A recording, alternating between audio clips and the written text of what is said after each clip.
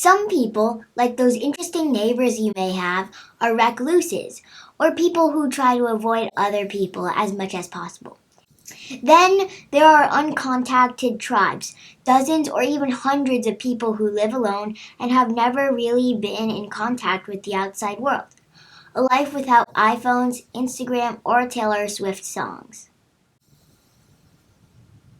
It's estimated that there's over 100 uncontacted tribes worldwide.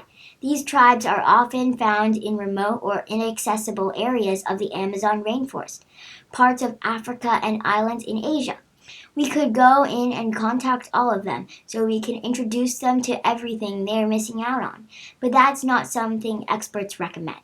Let's dive in. They've developed their own sustainable ways of life over generations. They have a unique understanding of their environments and use the things they have to stay in balance with nature. Contact with the rest of the world would have only so much upside for them and could potentially kill them. The major reason for not contacting tribes is the vulnerability of these tribes to diseases. Their immune systems have never been exposed to the flu, common cold, or COVID-19. Exposure to these diseases are something the modern world can now handle, but for isolated people, it could be devastating to them. Historically, contact like this has led to the decimation of entire tribes due to introduced diseases.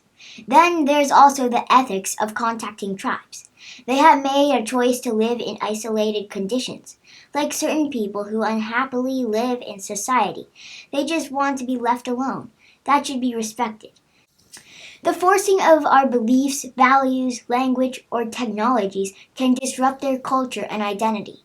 People have tried to contact and befriend these tribes in the past. There is always one person who doesn't get the memo that doing something is not a good idea. It did not end well for him. He never returned. For that reason and others, governments around the world, as well as non-governmental organizations or NGOs, play a crucial role in safeguarding tribes and their territories. The tribes oftentimes live in areas with lots of natural resources, so keeping our capitalist hands off them would probably be the smart thing to do, so these tribes can continue to live in isolation and keep sustaining themselves. World civilization lives in interconnected ways. That these tribes have survived on their own for many, many generations showcases that they have chosen this life, and it's critical that the rest of the world respects that.